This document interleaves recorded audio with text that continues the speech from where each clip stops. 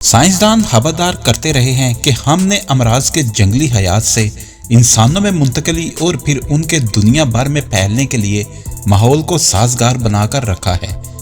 قدرتی ماحول میں انسانی دخل اندازی اس عمل کو مزید تیز کر دیتی ہے۔ یہ نقطہ نظر ان ماہرین صحت کا ہے جو وبائی امراض کے پھوٹ پڑنے کے مختلف پہلوؤں کا جائزہ لیتے ہیں۔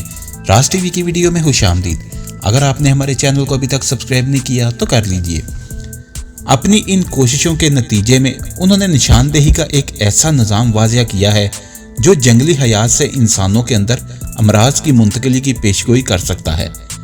اگرچہ مستقبل میں وباؤں سے نپٹنے کے لیے کی جانے والی یہ کوششیں عالمی سطح پر ہو رہی ہیں، لیکن ان کی سربراہی برطانیہ میں یونیورسٹی آف لیورپول کے سائنسدانوں کی ایک جماعت کر رہی ہے۔ یونیورسٹی آف لیورپول کے پروفیسر میتھیو بیلس کا کہنا ہے کہ پچھلے 20 برسوں میں ہمیں 6 خطروں کا سامنا کرنا پڑا۔ ان میں سارس، مرس، ایبولا، اوون انفلوئنزا اور سوائن فلو شامل ہیں۔ ہم 5 کو تو جکائی دے کر بچ گئے، مگر چھٹے کی زد میں آ ہی گئے، اور یہ آخری عالمی وبا نہیں ہے جس کا ہمیں سامنا ہے۔ اسی لیے ہمیں جنگلی حیات کے امراض کا زیادہ گہرا مطالعہ کرنے کی ضرورت ہے۔ اس تحقیق کی بنیاد پر پروفیسر بیلس اور ان کے ساتھیوں نے ایک ایسا نظام واضح کیا ہے جس کی مدد سے وہ جنگلی حیات کے تمام معلوم امراض کا مطالعہ کر کے معلومات کے اس وسیع ذخیرے سے استفادہ کر سکیں گے اور آنے والے رجحانات کی نشاندہی کر سکیں گے۔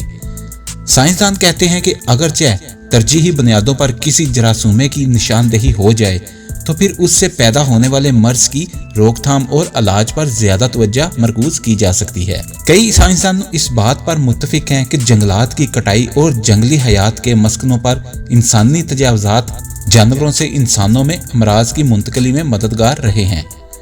یونیورسٹی آف کالج لندن کی پروفیسر کیٹ جونز کہتی ہیں کہ شواہد سے پتہ چلتا ہے کہ انسانوں کے بنائے ہوئے کم حیاتی تناؤ والے ماحول نظاموں جیسا کہ ذرات یا مصنوعی جنگلات وغیرہ میں انسانوں کے اندر بیماریوں کی شرح زیادہ پائی جاتی ہے۔ ان کا کہنا ہے کہ یہ معاملہ ہر مرض کے ساتھ نہیں، مگر وہ جنگلی حیات جو انسانی سرگرمی سے زیادہ متاثر نہیں ہوتی، مثلا جنگلی چوہے وغیرہ، جراثیم کی پرورش میں اہم کردار ادا کرتے ہیں۔ ایسی چند وبائیں سامنے آ چکی ہیں جن سے جنگلی حیات اور انسانوں کے درمیان امراض کی منتقلی کی وضاحت ہوتی ہے۔ ملیشیا کے علاقے نپا میں سن 1999 میں وائرس کا ایک مرض پھل خور چمگادڑوں سے جنگل کے قریب واقع سور پالنے کے ایک فارم میں منتقل ہو گیا تھا۔ پھل خور چمگادڑوں نے درختوں پر لگے پھل کترے اور جب یہ ادھ کھائے پھل نیچے گرے تو وہاں موجود سوروں کی خوراک بن گئے۔ بعد میں 250 سے زیادہ ایسے افراد میں یہ وائرس پایا گیا جو ان سوروں سے کسی طرح رابطے میں آئے تھے۔ ان میں سے 100 سے زیادہ ہلاک ہو گئے۔ کرونا وائرس کی شرح ہلاکت اگرچہ ابھی سامنے آ رہی ہے، مگر کرونا وائرس کی موجودہ شرح 1% ہے۔ نپاہ وائرس کی شرح ہلاکت 40 سے 75% ہے۔